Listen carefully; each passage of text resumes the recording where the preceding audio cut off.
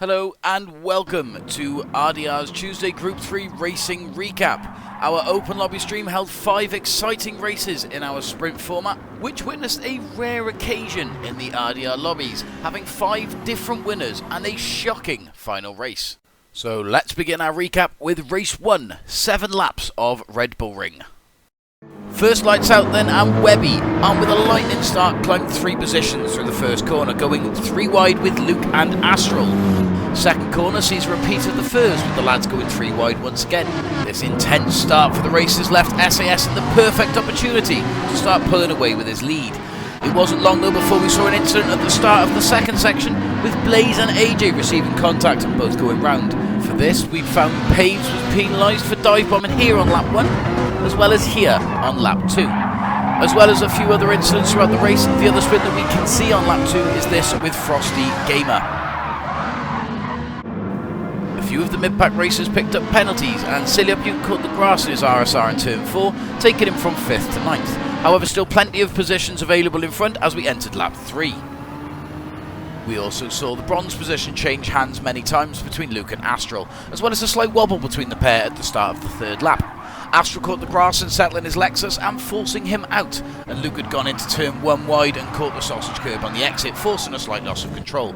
The close call between the pair saw a temporary end to their battle for third place and saw Astral hold the position a fair distance in front. Further down the lap, Astral clips the gravel X in turn 4 and Luke closes the gap once more. At the start of lap 5, we saw the rising battle between JHS and Blaze until another heroic dive from Paves nearly puts an end to it at turn 2.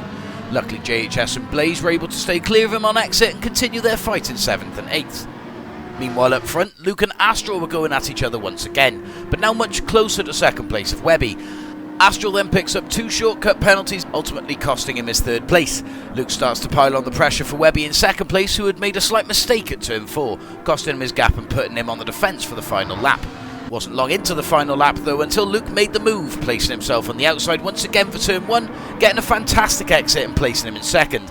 It must be said for this week's racing we had some fantastic battles, such as Matt and Ayala, who had been this close throughout most of the race. Matt was staying ahead for a majority of it until on the final lap, Ayala managed to secure 5th with this blinder of a move. The race finished though with SAS in first place, Luke coming in second, and Webby found the line in third. SAS also picked up the fastest lap of the race with a 1:29.255. So now on to race 2 in Road Atlanta. Away they go with the lights, and we see Pan Am jump the start, pushing him towards the back of the pack for the start of the race. We also had a bit of a hectic turn 1, resulting in SAS being punted off by Astral, as well as Webby, who caught some lag contact from D-Lox. D-Lox been punted from behind, but the lag did more towards the work for Webby going off than anyone else. Astral took control of the race from the punt in turn 1, but immediately felt pressure from Luke behind in his GTR.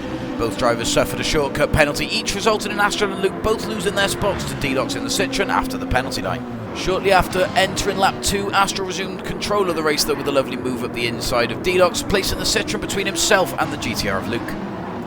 SAS found himself just in front of JHS heading into the chicane.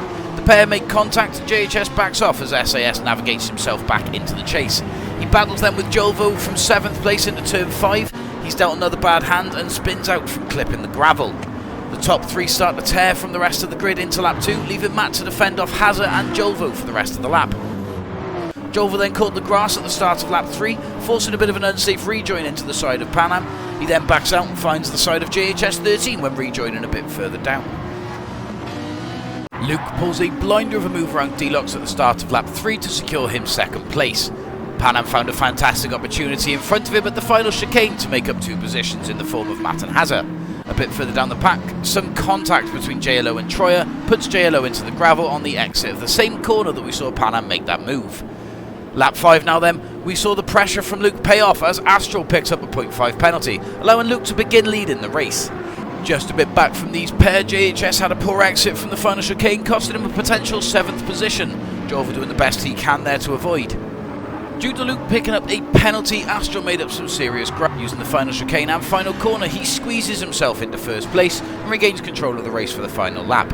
Luke didn't give in easily though, barely a credit card's width split the pair heading through the first section. Luke's attack is looking great, but Astral's defence is looking better.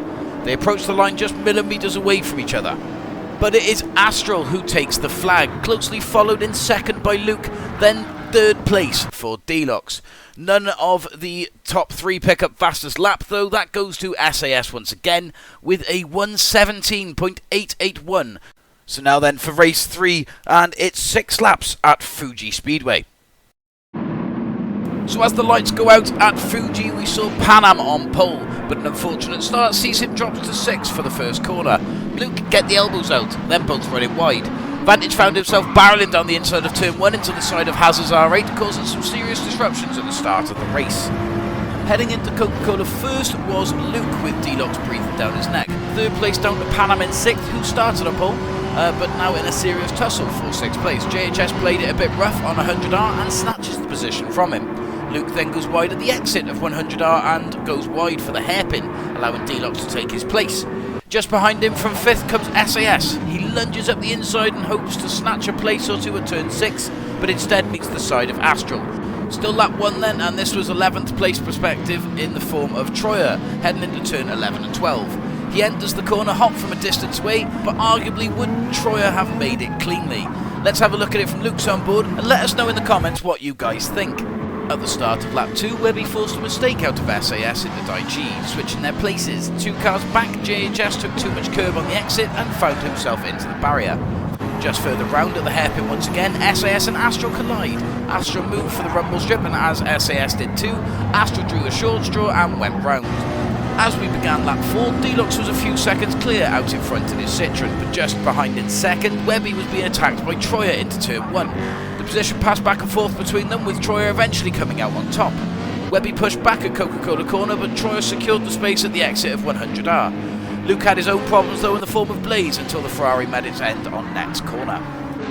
So now on the penultimate lap, we saw Blaze fight with JLO in the RSR into turn 1, until AJ made contact with Blaze, then placing him on the back foot for the remaining 2 laps. A tightly packed group had some action heading into the final lap, from 7th place of JLO all the way down to Blaze in 11th. JLO went wide at Panasonic, allowing Astral and Panam to get past. JLO then attempted a miracle dive into turn 1, but couldn't quite stick the landing. Into the final sector of the race, AJ experienced what I could only describe as karma for the turn 1 shunt on Blaze. At the top of the race though, Deluxe took the checkered flag in first place. Troyer finished second, and Webby took the final podium spot in third. And the fastest lap went to Troyer with a 1:39.336. Unfortunately, time is up on part 1, but tune in tomorrow to see the final 2 races. Make sure to check out our socials and join our Discord using the link in the description. Thanks for watching, and we'll see you tomorrow for the final part of the racing recap. Take it easy, guys.